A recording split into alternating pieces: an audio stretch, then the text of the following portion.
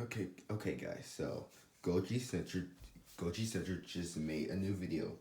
The Godzilla genus, genus. Oh, it's probably genus. The Godzilla genus explained. Yeah. That's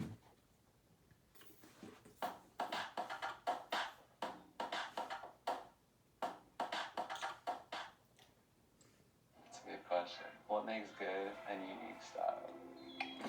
I don't try to stay in with the norm.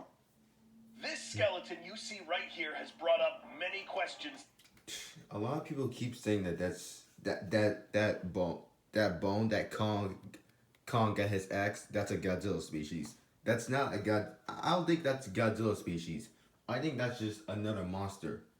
Although the big teeth, the fangs on this creature reminds me of Godzilla's singular point and the original Godzilla from 1954. So anyway, moving on. Since it first appeared in the film Godzilla vs. Kong.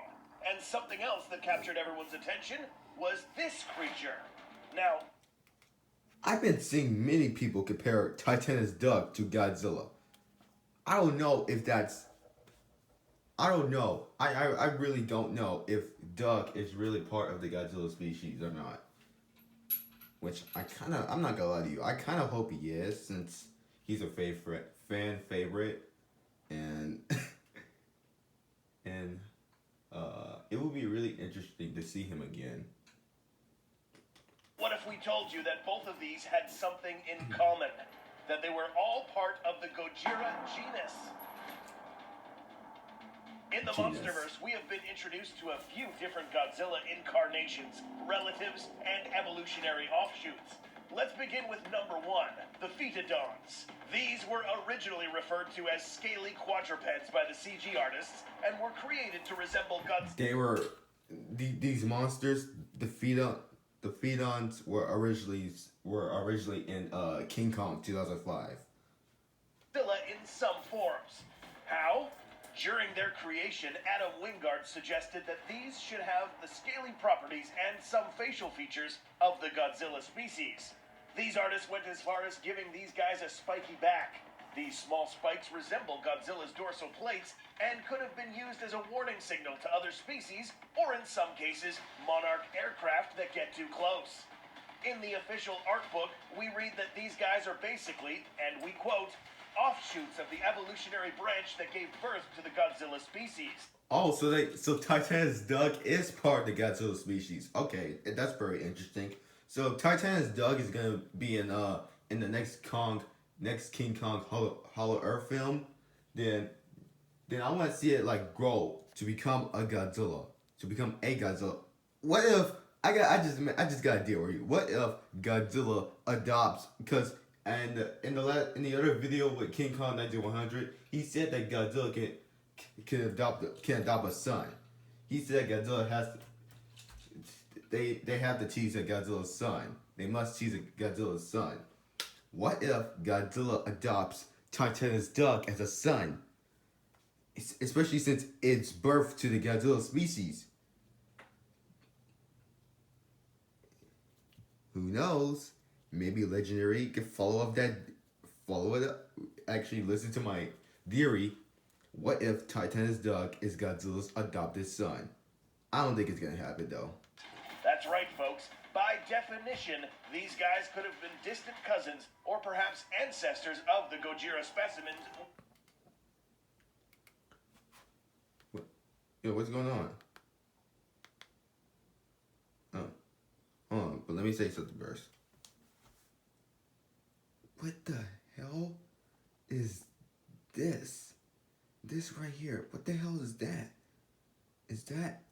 Was that Godzilla? Was that how Godzilla looked in his teen? When he was a teenager? What the fuck? Are you... What's wrong with this stupid remote? I need a new remote, bro, I swear.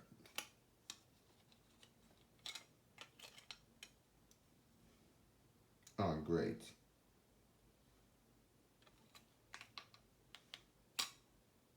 Hold on, give me a minute, guys.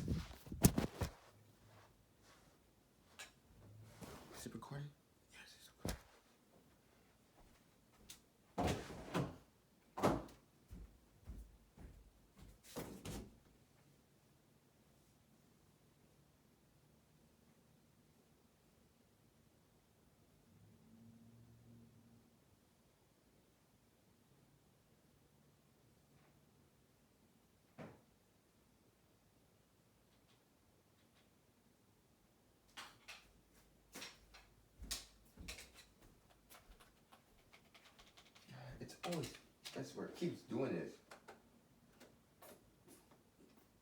Sorry, guys. Hold on.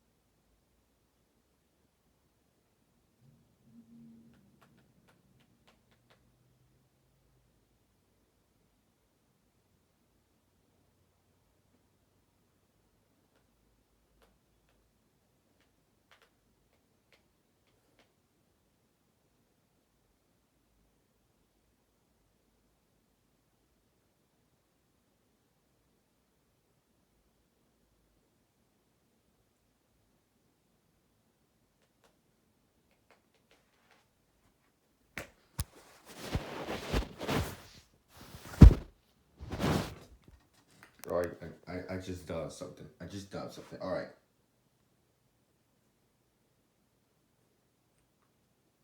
Yo, what's wrong with this?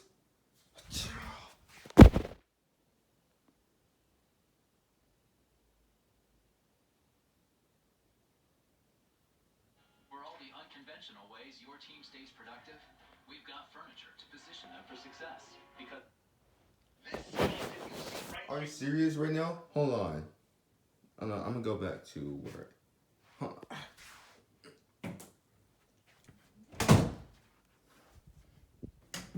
All right. Anyways, hold on. That's right, folks. By definition, these guys could have been distant cousins. Okay, so anyway, before all that happened, I need a new remote. Anyway, here's a question. Is that what Godzilla looked like when he was a teenager? Jesus Christ. No, actually I think that's what he looked like when he was a teenager. I don't know what's going on with this. This is probably him as a toddler. I don't know. This is him as an early adult, teenager. I don't know. But I do know for a fact these two are full-grown adults. Or perhaps ancestors of the Gojira specimens we know today. How big were these? By comparing the rock critters to humans, and then comparing these height. Hold on, I've heard that the crabs, those little crabs that was in the Hollow Earth, I heard that those are setups for Destroyer.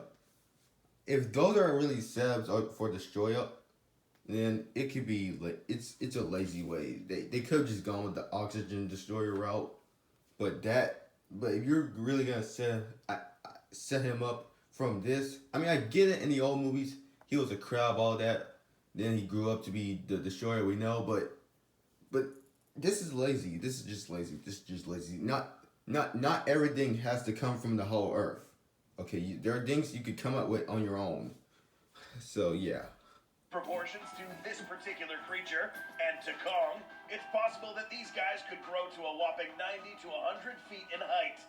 Although these guys don't initially look that big, we can expect these giant lizards to be capable of mass destruction. Since they share similar corporal features as some of the larger lizards known today, we can assume that these were apt swimmers, capable of swimming at fast speeds, similar to our next kaiju, Godzilla. We're going to go over to two members of the Godzillas that we know of, the G-Man and this guy, Dagon. or sometimes referred to as 5146 Adam. Let's start with Dagon. Many people believe that Dagon was Godzilla's ancestor, but he really wouldn't be Godzilla's ancestor if he was around while Godzilla was alive. Let us explain. We know the G-Man was around for millions of years, but since the existence of Dagon was recorded in Phoenician records, it's clear that both of these were at some point alive at the same time. Phoenician civilization dates as far back as 1500 BC, which is only around a mere 3,500 years ago, meaning that there could have been many Godzilla specimens roaming around at some point. We will get to what happened to them later. From the descriptions we have seen from these Phoenician tablets, Dagon was probably not as large as the G-Man we know today. Note that his dorsal plates were just as similar as the G-Man's back in 2014. His posture was a bit more hunched and was greener in appearance. Certainly not as... Oh, he was a bit more like leaned over, whereas Godzilla was like more, was like more sit up. Like his body was like more standard, like standing up fully. So yeah. Built as the 2019 incarnation of Godzilla. This suggests... Okay, so I'm assuming that so Dagon was 350 feet tall. So yeah.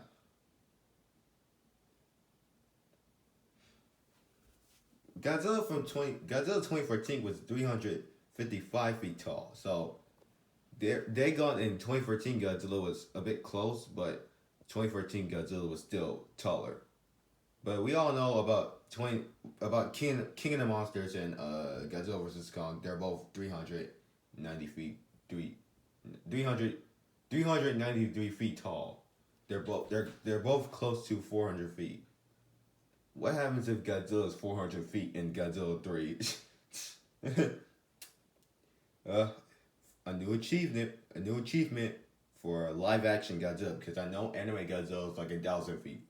Anime Godzilla is like 1,000 feet tall. Godzilla Earth, not singular point. Anyways, that this was perhaps a younger Godzilla specimen. It's possible that younger specimens had a much more difficult time growing up than the more mature Gojiras. Remember that these had some dangerous opponents going around, especially these guys. the Mutos. A pair of these could have easily brought down a younger Godzilla, but this pair is...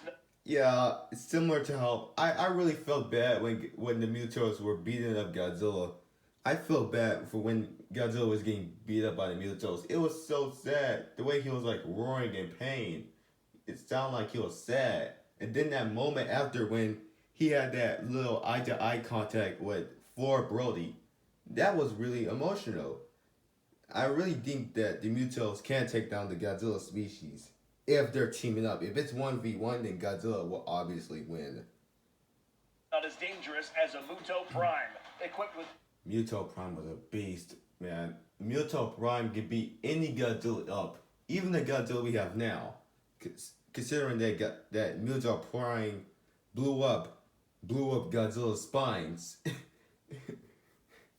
by screaming, roaring really loud. All sorts of weapons to bring down a Godzilla specimen. Which is exactly what happened to Dagon.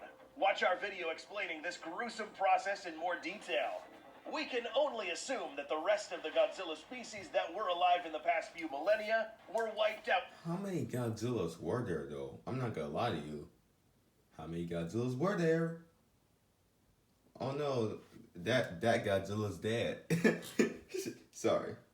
By the Mutos, except one. Now let's... The Godzilla we have today.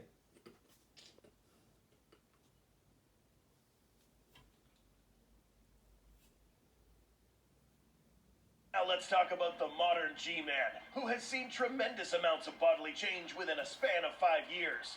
In the mid-1900s, the G-Man woke up to a different environment than he was used to millions of years ago. The atomic age... Max Borsman, please, please, please, please, please, please, please, please, please give us more Godzillas in the future. Anyway, moving on. I want to see Godzilla species in live action, like in movie theaters, like in motion. Like I want to see Dagon. I want to see the other Godzilla species in motion. But anyway, besides that, was born. Between 2014 and 2019, the constant levels of radiation led to a much more rapid evolutionary development for the G-Man's body. The same would have happened to Dagon, but as mentioned previously, he died before radiation... Godzilla and Kong really have bad childhoods, man. I swear. Godzilla and Kong really have bad childhoods. Their families keep dying. Monsters are really going after them. I swear. Man, at least they're cool now. After they took down Mechagodzilla, at least they're cool now. After they took down Mechagodzilla together. Levels in the surface were close to the levels in the Hollow Earth. let's talk about these dorsals. While it is true that its battle with the Muto Prime had something to do with its dorsals changing shape, this is not the complete explanation. These dorsals would have eventually changed either way, only when the Godzilla reaches a particular point in maturity. How do we know this? Let's go back to this scene in Godzilla vs. Kong. Oh yeah, because there was already a Godzilla that had those spines, which one of the Kong species seemed to like kill the Godzilla that they got the spine from, and then they took one of the spines out and they made the axe. I wonder what they made that axe from. Like what materials did the Kong species make the axe with? Like I know that the Kong species are smart, but Godzilla vs. Kong did not really explain where the axe came from, how the axe was made, and why the axe is just sitting in that little room for like millions of years. Where did the other Kong species go? That's a lot. I need a lot of questions. There's lots of questions to where that axe and how that axe is even here in the first place. A close look at this axe. This axe blade strongly resembles the G-Man's dorsals. We know this plate did not come from the G-Man, but it did come from an already mature... Exactly. It came from another Godzilla. It did not came from the Godzilla that we know. So that's why I need explanation on where the axe came from and how the axe is here in the first place. And why is it like sitting in this dome room that in this cave on a bone that we have never seen that was there for, why was it in the cave for like millions of years? Like did one of the Kong species left it there? Did one of the Kong species know? Did the Kong species know that King Kong was still alive? Like I need explanation on why that axe was even there. Because nobody would just leave. If you have a family member, if you're in a family and one of your family members are like missing or something, would you just like leave random stuff out for them? I mean, to be fair, you actually kind of would, but you know what I mean. Like, why would the Kong species just leave that axe there in the cave on a bone like for like millions of years? And especially since Kong is the last of his kind, like, and we heard that the Kong species got wiped out from the skull crawlers. So, how's the axe there? And why did they leave the axe down there to go fight the skull crawlers? It would make sense if they took the axe and wipe out the rest of the skull crawlers. But hey, maybe I'm just looking into it maybe I'm just reading into it too much. Or that I'm actually right and the Monsterverse really needs more explanation. Anyway. Sure, Godzilla. This axe blade was pretty big, similar to the size of the G-Man's own dorsal plates. This means that Godzilla specimens in the Hollow Earth were capable of growing this large thanks to the Hollow Earth energy, which was as strong or even stronger than the radiation levels on the surface. Godzilla in 2019. If that's the case, what if they make Kong next to the Hollow Earth's radiation? What if Kong becomes stronger and stronger to the point where he gets stronger than Godzilla? That better not happen. We already have a winner. That better not happen. Please. I know the Hollow Earth. I know the Hollow Earth radiation is stronger than Earth's radiation, but still. We already have a winner, okay? We already have a winner on our hands. Do not make them rematch, Legendary, please. We already have the winner. Please. Is the largest in the Monsterverse, measuring 393 feet in height and weighing 99,000 tons. Now, can he grow even larger? The answer is, or should be, yes. Before we talk... Godzilla, if I can already tell that they're gonna make Godzilla like 403 feet tall, 410 feet tall, in the next Godzilla movie, Godzilla 3, yeah, because of radiation, all that. Because radiation is how he grew from 355 feet tall to 393 feet tall from Godzilla 2014 to Godzilla King of the Monsters. and that's how he became more stronger. That's how he got the much more stronger atomic breath because of the radiation. So yeah. About the largest possible specimen in the Godzilla genus, let's first go over one important biological fact about this animal classification. Every animal that exists today will fall under one of these classifications. The G-Man would then classify under here, the reptiles. This is the key to understanding their growth. If you didn't know, reptiles have some of the longest lifespans in the animal kingdom. In addition to that, some reptiles, especially lizards, are known as indeterminate growers, meaning that they will continue to grow until they die. We don't know how long Godzilla has left, but we do know for sure that he will continue growing. But how big? Let's now talk about the next and possibly largest Gojira specimen. Graduating debt-free Damn while it. serving my country part-time lets me take full control of my future.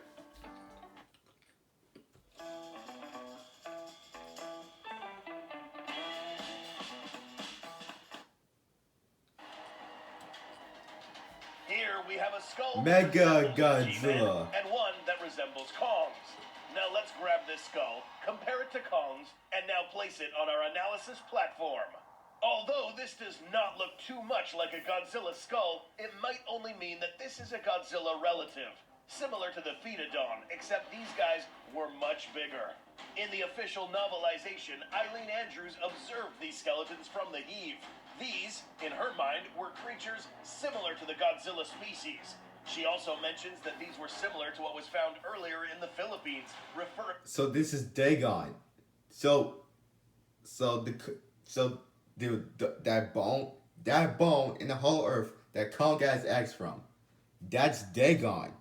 From basically based off this video, the face of the bone, or the skeleton's bone, the skeleton's face that Kong has eggs from, that's Dagon. What? So how the hell did his body ended up in here in 2014 in the facilities, even though his face was in the hollow earth? What the fuck is this universe? This the more I think about it, the more explanation, the more questions I have. to Dagon's skeleton. So, what is this thing? This is just a theory, but it's likely that, like the Pheatodons, this is another offshoot of the evolutionary tree. So that's what that was? I didn't know. I thought, for a hot minute, I thought that was Godzilla growing up. I was like, wait, is that Godzilla? But no, I found out that it's actually subspecies. Man. Anyway, I'm not worried no more. Oh man. Imagine what if we actually see that in the movies. It gave birth to a perfected Godzilla species. We can tell it's a relative thanks to these canines that are discreetly present in all Gojira relatives, including the G-Man and even the Pheatodons. To find out how big this animal was, we need to know or make an educated guess on the corporal shape of this creature. Given that these animals would be simply massive, it's possible that these would probably also walk on all fours, but spend the other half of their time walking on... God damn. Look at that. Jesus Christ. Now I want to see. Look at the way it looks. Now I want to see it in the next Godzilla. Now I want to see it in the movies. Look how it looks. I actually want to see it now in the next Godzilla movie. I now actually want to see that thing. Look at this thing. Oh man, bro, look at the way it's built. Oh man, bro, the Kong species must have a hard time fighting this. I can only imagine the atomic breath on this species from this thing. Oh man, now I want to see this. Their hind legs, almost like a hybrid of both. This animal would be slow but powerful, with similar features. As usual, considering that Godzillas are kind of slow, but I mean they're not like slow or anything, but they're not but they're not as fast as the Kong species. Because Kong, mighty boy, Kong is a mighty runner. He runs. This dude can run. He literally ran and punched Godzilla. He jumped on a building and punched Godzilla. I think y'all know what I'm talking about. Found in both the Godzillas and Pheatodons. We will make a video later on exactly how this guy could have gotten killed. Did it have atomic breath capabilities? Probably not. An animal this... I really hope it did. This creature looks like it's powerful. It's mighty powerful. It looks like it. I would even go as far to say that it looks more powerful than Godzilla. large with a... But here's the question though: Can the monster that Goji Center show? Can this monster defeat King Ghidorah or Mechagodzilla or the Muto Prime? Who knows? Can the monster defeat him? I don't think it can. Even if it looks more powerful than Godzilla, I don't think it could beat King Ghidorah or Mechagodzilla or Muto Prime. Atomic ray abilities would completely destroy this place in seconds. But it didn't, probably because it couldn't. Whereas a smaller Godzilla managed to blast a hole right through it while being on the... Yeah, I remember the movie. I haven't watched the movie in a while. I mean, I watched it like a couple of days ago, but I loved. I still have that feeling. I still had chills when Godzilla shoot his atomic breath down into the whole Earth. That's how powerful this dude is. He literally shot his atomic breath down the whole Earth. Wow. Earth's crust. Even without this ability, the proportions of this animal... I knew it. I knew it. It was bigger than Godzilla. I knew it. He looked more powerful than Godzilla. Just look at this. Look at the difference between Godzilla and this new monster. Look at it. Oh man. Wait. Why do I have a feeling that if Biollante comes in the Monsterverse, why do I have a feeling that his face might look that Biollante's face might look like this? Why do I have a feeling that Biolante's face might look exactly like what we're seeing on the screen right now? Why do I have a feeling? If you watch Godzilla vs. Biollante, you know exactly why I asked this question. You know exactly why this question is out there. Why do I have a feeling that Biolante's face is gonna be like that? Oh man. Skull could only mean that this Titan could have been the largest we have seen so far. If the G-Man ever grows this large, it would have lost its capability to move and fight as well as he does now. That said, the Godzilla species is the product of a refined evolutionary process, producing a Titan with the perfect size, weight, and abilities that make it the most powerful Titan in the monster. Bitch slap. In review, we learned that the Pheatodons, Godzilla, and these large unnamed species are all in the same family. We also learned that the Godzilla species evolve over time depending on their environment and could grow to larger proportions. And finally, because there are different offshoots of this genus, it is more than likely that there are even more ancient Godzilla relatives that fit... Ooh, Godzilla 3. Please explain this. Max, if you're watching this, please, in the next Godzilla movie, explain the Godzilla species. I really want to see this monster so bad now. After watching Goji Center's video, I now want to see this monster really bad. Fill these gaps. Do you think we will ever see these guys again in a future Monsterverse film? Please, I hope so. I really hope so. What do you think the Godzilla species will evolve into in the future? Let us know in the comments. Please support... I don't think they're going to change Godzilla's design. I don't think they're going to change Godzilla. I think Godzilla is going to stay the way he is. But I do think that they're going to bring in Biollante, and maybe then they're going to explain the whole Godzilla species stuff and why Biollante looks the way it is, so attached to Godzilla so much. this channel by leaving a like and subscribing to this channel. You know, since almost 90% of our viewers are... What the fuck? How is Goji Center not... People are not subscribed to Goji Center? What the fuck? Goji Center posts some of the most legit videos ever. Like he really compared Rodan to the Mutils. He compared the Triceratops to the Accountosaurs. He compared how the Giganotosaurus killed the T-Rex. He said all the 10 ways to die in Kong Skull Island. He compared Mechagodzilla to freaking King Ghidorah. He compared all, why did I say compare so much? Why do I say compare? He pointed out all the secret mechanics and all the scary troops about Mechagodzilla, how Mechagodzilla was made. He compared, look at that. I need to react to this though. He really named all. He pointed out the sizes of all the titans in the MonsterVerse. Look at this. Look at how much work he puts into his videos. How are people now subscribed to 87%?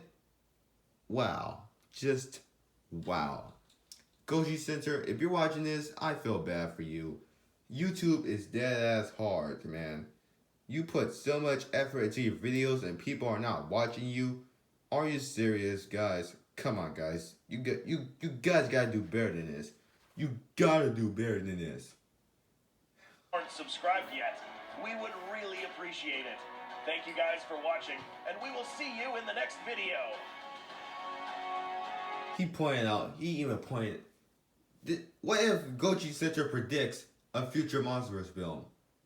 Like, some of his videos might actually predict might actually come true in the future MonsterVerse films. Like this video, for example, the Godzilla Alpha Roar.